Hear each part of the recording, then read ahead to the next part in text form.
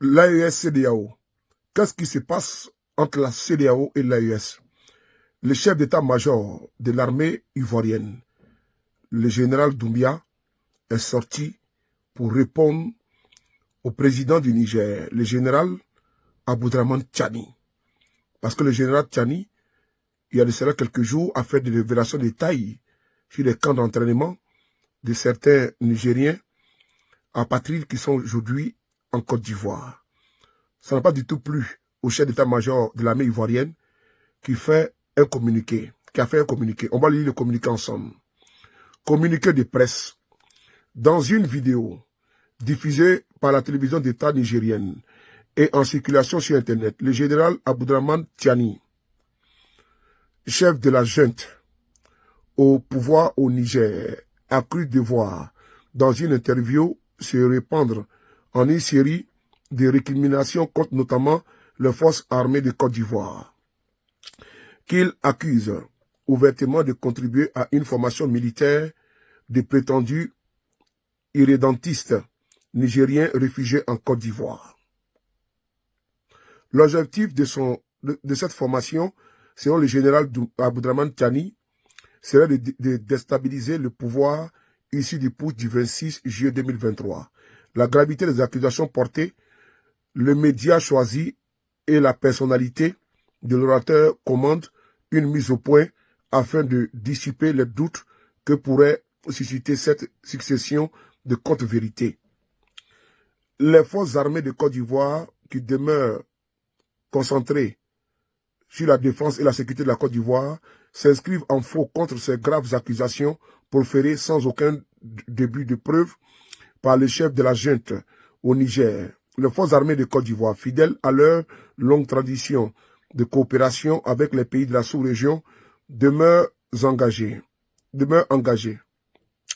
à continuer à apporter leur contribution à la paix et à la stabilité régionale. Elles demandent en conséquence que les autorités militaires nigériennes se focalisent sur leurs objectifs sécuritaires qui, malheureusement, sont pour leur loin d'être atteints. Fait à Abidjan le samedi 28 décembre 2024, le général de corps d'armée, Lassina Doumbia, chef d'état-major de l'armée de terre. Voici en réponse aux révélations du président général Aboudraman Tchani, la sortie d'un général félon qui, ma foi, est dans un déni perpétuel. Pourquoi je le dis qu'il est dans un déni perpétuel? Souvenez-vous qu'il y a une méfiance justifiée, puisque c'est en Côte d'Ivoire, nous avons vu le chef de l'État ivoirien qui a fait une sortie et il a dit à la face du monde qu'il allait envoyer un bataillon au Niger pour aller réinstaller Bazoum. On écoute d'abord ça. Merci. Que nous avons obtenu le constat de manque de volonté de la part des putschistes de rendre le pouvoir au président démocratiquement élu, la CEDEAO, les chefs d'État ont décidé d'activer la force en attente et de déployer cette force pour rétablir l'ordre constitutionnel au Niger. Les chefs d'État ont marqué un accord donc pour le déploiement des troupes d'un certain nombre de pays, dont la Côte d'Ivoire. La Côte d'Ivoire fournira un bataillon et a pris toutes les dispositions financières pour l'opération. Si elle doit durer 3 mois, les provisions seront faites au niveau budgétaire pour que nos soldats et nos officiers qui participeront à cette opération ne manquent de rien. Donc la Côte d'Ivoire est prête et je viens de donner instruction au chef d'état-major général des armées de commencer la mobilisation de ces troupes pour leur participation à cette opération de la CEDEAO. Je voudrais indiquer que ces décisions sont collectives, sont celles de la communauté des États de l'Afrique de l'Ouest. Ce ne sont pas des décisions qu'il faut attribuer à un État, que ce soit le Nigeria ou la Côte d'Ivoire ou le Bénin. Ces 3 pays déjà ont indiqué leur capacité de participer à cette opération. D'autres pays le feront bientôt. Donc la conférence des chefs d'État tient à le faire savoir que c'est une opération de la CEDEAO. Ce n'est pas une opération des Nigérians contre les Nigériens ou des Béninois contre les Nigériens, puisque ces deux pays sont des pays voisins du Niger. Bien évidemment, ce n'est pas une opération ivoirienne contre nos frères nigériens. Mais nous sommes déterminés à réinstaller le président Bazoum dans ses fonctions de président démocratiquement. Le super démocrate, le super shérif Alassane Ouattara, qui a bien dit ici qu'ils allaient envoyer un bataillon pour aller réinstaller Bazoum au Niger.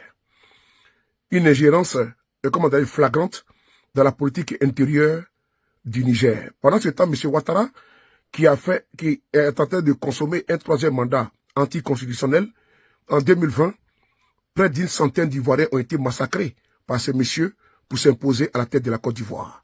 Et vous connaissez également les circonstances dans lesquelles ce monsieur est arrivé à la tête de la Côte d'Ivoire. Mais ce n'est pas terminé. On va ici écouter un autre monsieur jusqu'au bout qu'il vote en guerre, Patrice Talon. On écoute ensemble. Le temps où les armes, la force règlent les conflits, ce temps est révolu, ce temps est dépassé. Et c'est pour ça que nous avons décidé aujourd'hui, après avoir tenté par tous les moyens de négocier avec les putschistes, nous avons décidé que si nous n'avons pas le choix, ce sera par la force que la mauvaise force sera vaincue. Nous avons décidé que malgré que nous ayons pris cette décision d'aller par tous les moyens, y compris la force, de laisser une porte ouverte. Il est encore temps pour ceux qui sont là aujourd'hui, ou tout à l'heure, ou demain, de se retirer pour que ce ne soit pas par la force qu'on leur fasse entendre la raison. C'est le leitmotiv des chefs d'État qui sont réunis aujourd'hui, c'est notre objectif et nous parlons. Merci. Vous avez écouté un deuxième jusqu'au boutiste va-t-en-guerre, Patrice Talon. Frères et sœurs, il y a également Tinubu du Nigeria. Pourquoi les pays de l'AES, de la CEDEAO, comme par exemple la Sierra Leone, comme par exemple le Ghana, comme par exemple le Libéria, comme par exemple la Guinée, ne sont pas accusés par les pays de l'AES. Vous avez vu ici que c'est les trois pays, la Côte d'Ivoire, le Bénin et également le Nigeria de Tinubu, qui n'ont cessé d'avoir des velléités d'intervention au Niger pour réinstaller Bazoum. Et donc, quand ce président de ces pays les accuse, mais il doit s'en prendre qu'à eux-mêmes. S'ils décident d'accueillir ceux-là même aujourd'hui, qui trouvent logis et refuge chez eux, il y a un souci. Nous avons vu le rapport et un article de Reuters qui explique clairement que les terroristes qui endeuillent, qui attaquent le Burkina Faso, ils trouvent refuge où? Au Ghana. C'est là-bas qu'ils trouvent refuge, c'est là-bas qu'ils payent à manger, c'est là-bas qu'ils se ravitaillent, c'est là-bas qu'ils se soignent. Donc la CEDEAO est également une base arrière de quoi? Pour attaquer l'AES. C'est une évidence. Ce n'est pas Jean-Marie Bockel qui avait également dit qu'il y a des soldats, près de 2000, qui avaient été stationnés afin d'intervenir au Niger. Quand le président du Niger sort et qu'il donne des précisions, il donne des précisions, il donne des dates, il donne des lieux, mais au lieu de se fondre, dans un communiqué expéditif, il va falloir que mot pour mot, ou bien un communiqué injurieux, le chef d'état-major de l'armée de Côte d'Ivoire devrait prendre mot pour mot, phrase par phrase, et déconstruire. Là, on appelle ça un communiqué de fuite en avant, en fonction et par rapport à la sortie du président général Abdourahmane Tiani. Le chef d'état-major de l'armée de Côte d'Ivoire devait être élégant, mais se verser dans les injures, dans les colibés, dans les rabaissements, avec des propos orduriers, ne ressemble pas à une armée républicaine que celle de la Côte d'Ivoire que nous avons connue avant.